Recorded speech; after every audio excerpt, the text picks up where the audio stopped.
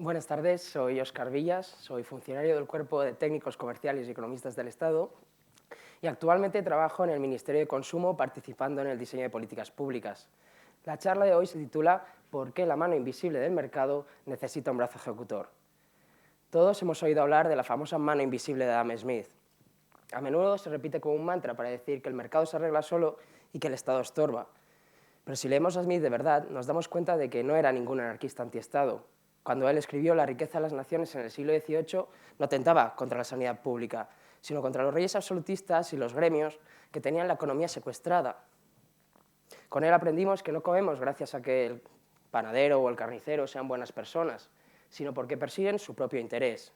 Y eso está bien, pero Smith no era ningún ingenuo. Sabía que ese interés propio, si nadie lo vigila, puede generar problemas para la sociedad. De hecho, nos dejó una advertencia muy clara. Rara vez se reúnen dos personas del mismo oficio, aunque sea para divertirse, sin que la conversación termine en una conspiración contra el público para subir los precios.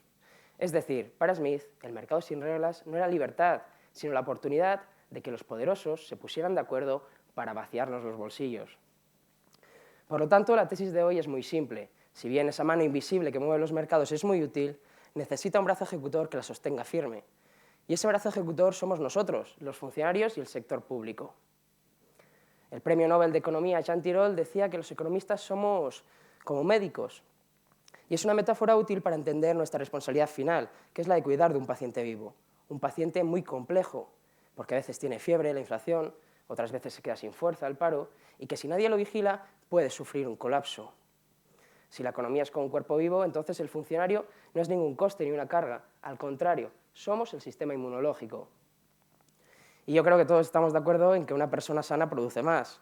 Un enfermo no puede trabajar, no puede competir, no puede correr. Por lo tanto, al garantizar la salud del sistema, no estamos frenando nada, sino que estamos haciendo todo lo contrario. Estamos creando las condiciones de posibilidad para que la riqueza exista y se multiplique. El funcionario no extrae riqueza, la crea. Pero esa convicción no la saqué solo de los manuales de macroeconomía. Dicen que, por ejemplo, el famoso economista David Ricardo construyó su teoría observando lo que ocurría en su finca. A nuestra generación le pasó algo similar. Miles de jóvenes desarrollamos una vocación por entender la economía porque observamos en directo cómo el sistema se rompía en pedazos a raíz de la crisis financiera de 2008. Mientras los telediarios hablaban de la prima de riesgo con total frialdad, en la calle vivimos un colapso visceral. Vi caer comercios solventes con décadas de historia, miles de personas se quedaron sin trabajo, el crédito se evaporó, y allí aprendí la lección económica probablemente más importante, que cuando el brazo ejecutor, el sector público, no está presente, el mercado no se regula solo, sino que puede colapsar. Esa lección fue el detonante. Allí decidí que quería ayudar, aportar mi granito de arena desde dentro, y con el tiempo me hice economista del Estado. Al principio lo veía con algo de miedo de convertirme en el típico funcionario gris, ese cliché de Larra del vuelva usted mañana. Pero rápido me di cuenta de que estaba equivocado. Descubrí que, junto con otros tantos cuerpos de la administración pública, somos parte de ese engranaje invisible, pero fundamental, para garantizar que todo esto sea posible. A menudo escuchamos esa simplificación que se repite de manera peligrosa, casi como si fuera una ley física. El Estado gasta y la empresa crea. Y no nos equivoquemos, las empresas y los emprendedores son fundamentales para tirar adelante como país. Pero la mano invisible es un poco torpe, tiene dedos de mantequilla y necesita un brazo que la sujete firme detrás para que no se le caigan las cosas al suelo. El famoso antropólogo James Scott nos recordaba que la economía moderna no nació con ningún visionario en un garaje. Nació en Sumeria, hace más de 5.000 años, gracias a los primeros funcionarios de la historia. Su gran mérito fue estandarizar los pesos y las medidas en un mundo sin dinero, porque sin eso el libre comercio duraba 2 días. Colapsaba en cuanto veías que la balanza del vecino estaba trucada. Si la seguridad que aporta el Estado, un saco de trigo, por ejemplo, es solo eso, un alimento, te lo comes y punto, tiene un valor de uso.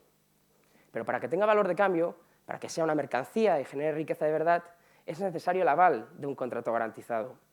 Esa es la verdadera alquimia institucional, la de convertir la materia inerte en un activo económico. Pero la seguridad jurídica es solo el primer paso. Para que una economía crezca y genere riqueza de verdad es necesario mucho más. Garantizar la competencia, evitar los abusos, invertir, donde igual no es rentable hacerlo en el corto plazo, pero sí a largo, y mantener la estabilidad. A lo largo de la historia de nuestra civilización, miles de personas anónimas han garantizado que todo esto sea posible. Hoy os voy a hablar de 4, pero dejadme primero recuperar esa metáfora de la economía como ese cuerpo vivo que solo puede funcionar adecuadamente si garantizamos al menos 4 condiciones biológicas esenciales. El primer pilar de la salud es la higiene. El cuerpo económico está expuesto a numerosos patógenos, pero hay un virus especialmente peligroso, el fraude. Es muy sencillo. Si permitimos que el dinero se escape en negro, el sistema pierde sangre, se debilita. Esto es lo que ocurría nada más y nada menos que en la cuna de nuestra civilización europea, en la Roma republicana. En esa época oscura que era la dictadura de Sila, los aristócratas habían saqueado el tesoro público con total impunidad. Se repartían las tierras y los contratos a dedo. Para cortar esa hemorragia llegó Catón el joven. Imaginaos un Russell Crowe en Gladiator, pero sin la espada y con la toga. Bueno, pues Catón acaba de ser nombrado cuestor para gestionar el tesoro público. Este era un simple trámite para novatos, el primer escalón en la carrera política de Roma. Pero Catón se tomó muy en serio su trabajo, auditó las cuentas y exigió la devolución del dinero robado a senadores. La prueba de fuego llegó cuando su mejor amigo se presentó enfrente de él en el foro y le pidió que le perdonara una deuda de impuestos. Catón no solo se negó, sino que le obligó a pagar allí mismo, delante de todo el mundo, y con eso envió una señal muy clara, que sin reglas limpias la competencia real no existe. Eso es la asignación eficiente. Pero la historia avanza y nos enseña que no basta con tener las cuentas claras, es necesario más. Damos un paso, por ejemplo, a la España de 1900. España era un país convulso, con muchos frentes que resolver. Allí destacó una lección económica brutal, la del fuerte devorando al débil. Aprendimos que sin equilibrio la libertad absoluta de unos era simplemente la miseria de otros. En esa España rural, miles de familias tenían un déficit crónico de liquidez. Si venía una mala cosecha o una enfermedad, no tenían efectivo suficiente para hacer frente a los gastos. Y ahí aparecían los usureros. Aprovechando esa desesperación, ofrecían crédito rápido, pero a cambio de intereses del 100, 150%, esclavizando a la gente de por vida. Para poner fin a esta situación, llegó un jurista sabio llamado Azcárate. Él entendió que la economía no podía basarse en la extorsión y por eso redactó la Ley de Represión de la Usura. Y lo hizo con bisturí fino, prohibió los préstamos abusivos. Prohibió básicamente aprovecharse de la angustia o de la necesidad de la gente para exprimirles hasta el último céntimo. Ya tenemos higiene y tenemos equilibrio, pero un cuerpo que solo se mantiene no avanza. Necesita crecer, proyectar, potenciar su mente. Y allí chocamos con la realidad. Porque el capital privado busca la rentabilidad y tiende a huir de la incertidumbre, como es lógico. Pero las grandes transformaciones de un país, sea vertebrar la cultura, construir infraestructuras, levantar una industria nueva, que en ocasiones requieren inversiones gigantescas que tardan mucho en retornar. Como esas cuentas no aparecen bien en un balance, la iniciativa privada a veces simplemente no se atreve. Por eso necesitamos el Estado emprendedor, para asumir riesgos y abrir caminos allí donde es necesario. Os pondré un ejemplo muy nuestro. En los años 30, llevar cultura a una aldea perdida de las Urdes era una ruina financiera. Ninguna editorial se atrevía a llevar libros ahí porque el margen de beneficio era cercano a cero. Tuvo que ser María Moliner, del Cuerpo de Archiveros y Bibliotecarios, quien tuviera esa visión de largo plazo. Ella diseñó las misiones pedagógicas, una red logística muy compleja para llevar bibliotecas a más de 5.000 pueblos. Muchos dijeron que era tirar el dinero. Se equivocaron. Fue la mejor inversión del país. El niño que, por ejemplo, leyó a Julio Verne en 1935 desarrollaría la mente para ser el ingeniero que construiría las presas en los años 60. María Moliner supo ver la oportunidad donde no estaba presente el sector privado. Ella sembró hoy para recoger riqueza mañana. Eso es el Estado emprendedor. Y finalmente llegamos a la situación más crítica, el infarto. Porque el cuerpo puede estar limpio y el cerebro despierto, pero el corazón simplemente a veces se para de golpe. Y esa situación es la que vivimos, entre otros tantos momentos de nuestra historia económica, en 1977. En ese año España se enfrentaba al abismo. La crisis del petróleo había disparado los costes y el paro estaba desbocado. La inflación alcanzaba ya el 30% y la inversión simplemente huía del país. Hacía falta una autoridad técnica incontestable, un técnico comercial y economista del Estado, Enrique Fuentes Quintana. Su gran éxito no fue negar la ideología, porque todos tenían la suya. sino hacer entender a las distintas fuerzas políticas en plena etapa de transición democrática que para poder discutir de política mañana era necesario evitar el naufragio hoy. Logró que todo el mundo aceptara un plan de recuperación muy duro porque todos compartían el mismo diagnóstico final.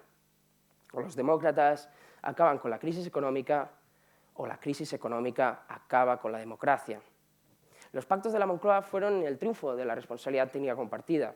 Sin calma macroeconómica no hay futuro. Eso es la estabilización. De hecho, recuerdo que uno de los momentos más interesantes en los que he podido aportar a lo largo de mi breve periodo en la administración pública fue cuando la DANA nos golpeó, por desgracia, a todos los españoles. Nos tocó actuar de urgencia. Allí mi responsabilidad consistió en la elaboración de una serie de criterios para decidir el reparto de los fondos de servicios sociales entre los distintos municipios. Una labor técnica indispensable para garantizar que la ayuda llegara a tiempo, por ejemplo, a esa anciana que se quedó aislada y que había perdido su asistencia. Y por otro lado, impulsamos normas para proteger a las familias ante prácticas comerciales abusivas, impidiendo escaladas de precios o que alguien hiciera negocio de la desesperación en situaciones de urgencia como esta. En resumen, eficiencia, equidad, emprendimiento y estabilización. Esas son las 4 funciones, como si fuera la regla de las 4E. Eso es lo que hacemos los funcionarios cada día, y al hacerlo lo que creamos en realidad es riqueza. A menudo nos presentan la economía como si fuera un partido de tenis, el Estado a un lado y el mercado a otro, como si fueran 2 rivales condenados a enfrentarse. Pero la realidad económica no es ningún duelo, al contrario, es un deporte de equipo. Entonces, ¿por qué la mano invisible del mercado necesita un brazo ejecutor? Porque la mano invisible tiene límites, porque el mercado es el mecanismo más eficiente para asignar unos recursos que son escasos, pero tiene fallos. Y para cubrir esos vacíos, para llegar justo donde ese mecanismo automático no puede llegar, es necesario el sector público, ese brazo ejecutor. Y esto nos lleva al relevo, porque ese brazo necesita un músculo nuevo. El testigo está en el suelo, pero el escenario ha cambiado por completo. Ya no son los tiempos de Catón o de Moliner. Ahora nos enfrentamos a una emergencia climática, a una crisis asfixiante de vivienda, al dominio de los algoritmos opacos, a la concentración creciente de los oligopolios digitales y un largo etcétera. Yo os invito a romper un viejo mito. No penséis que el sector público simplemente gestiona lo que otros crean. Al contrario, vosotros creáis las condiciones para que la prosperidad del mañana sea posible, porque un país con leyes justas, con competencia real y con instituciones sólidas es un país rico, y esa riqueza la creáis vosotros cada día. Así que ya sabéis, la consulta está abierta y el paciente en nuestra sociedad nos espera cada día con urgencia. Muchas gracias.